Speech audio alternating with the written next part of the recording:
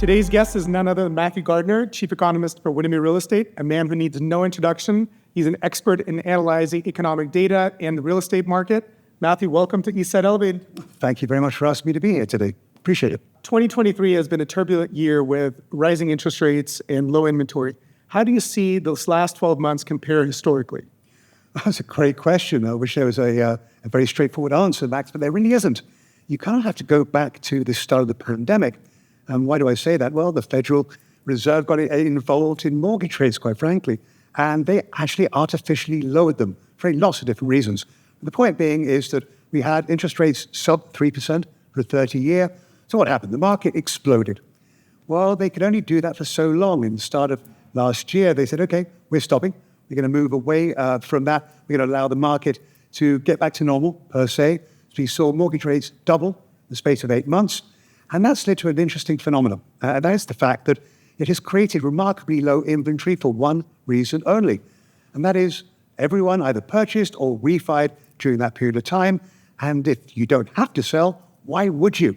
And lose that never seen before, likely never to be seen again mortgage rate. And that has kept the supply of homes in the marketplace today, not just locally, but actually nationally, far lower than it should be, and far lower, quite frankly, than I've seen it in over 30 years.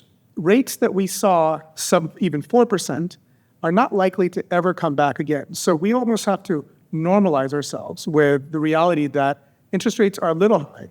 But historically, I mean, we have parents who bought homes at 18% and they were excited about it. And you're absolutely right. 18% plus points was the peak we saw in 1982. Let's go back to the time when mortgage rates were where they are today, historically. In most markets, home prices still rose by somewhere around 5 to 6%. So this is not unique, but everyone has become accustomed to remarkably low rates, and that's what's really driving their decision-making today. So, like you said, with low inventory, most homeowners are not putting their homes on the market. If they've refinanced or they purchased homes in the last couple of years at 2.5%, 3.5% interest rates, how do you see new construction compare in this market? And that's actually very interesting. If you think about it, historically speaking, new construction accounts for about 12% of the market. Well, we're today up around 33, 34%. So it's a greater market share, but it's a greater market share of a diminishing market, meaning that certainly have very few listings of resale inventory. Builders are, to a degree, still building. So they are taking a greater market share, but at the same time, it's not really lifting total inventory up to the level it needs to be. But at the same time, builders are still suffering a lot of issues today. But Max, though, as you know full well, all markets are local. I've talked about the big picture. What are you seeing in Bellevue and Kirkland? Well, like you talked about inventory. Inventory is a big problem.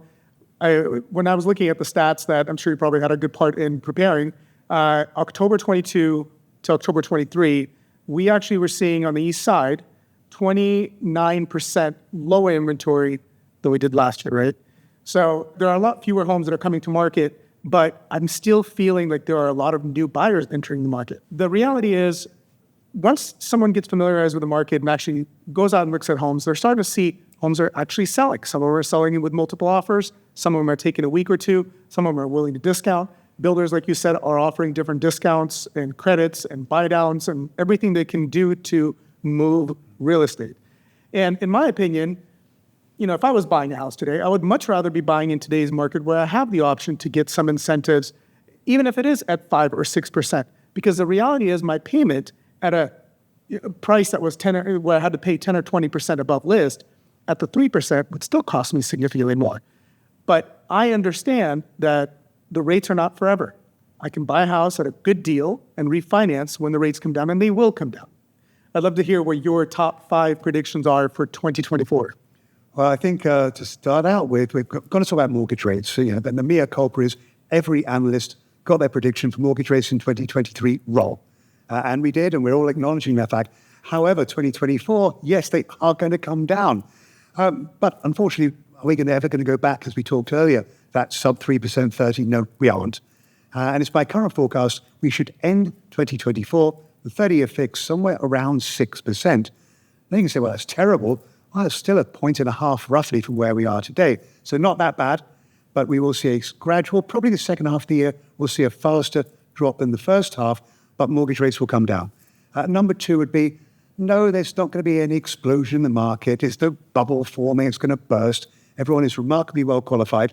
And quite frankly, limited inventory is actually supporting home values.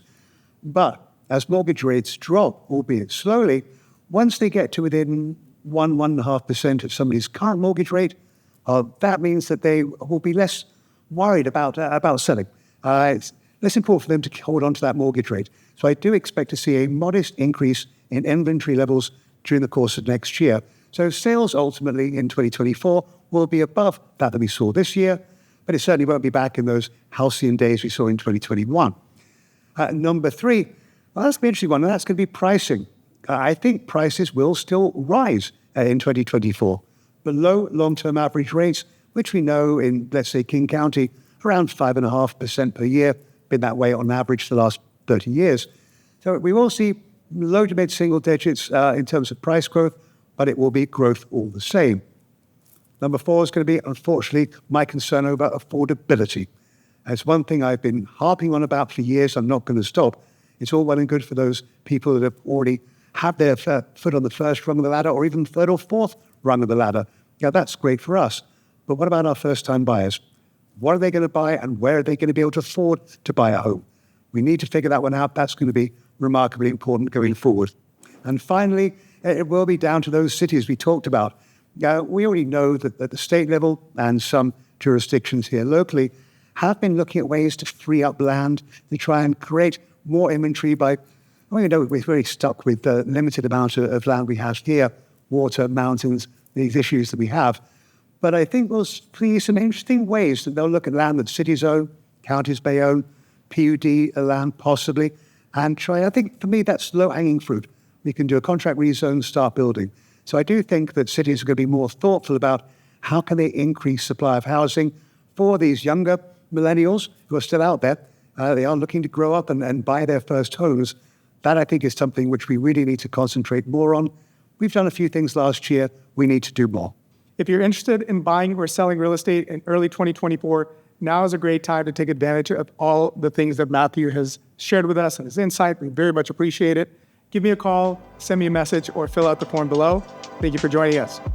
Matthew? Pleasure. Thank you so much for joining us on Eastside Elevated. You're welcome.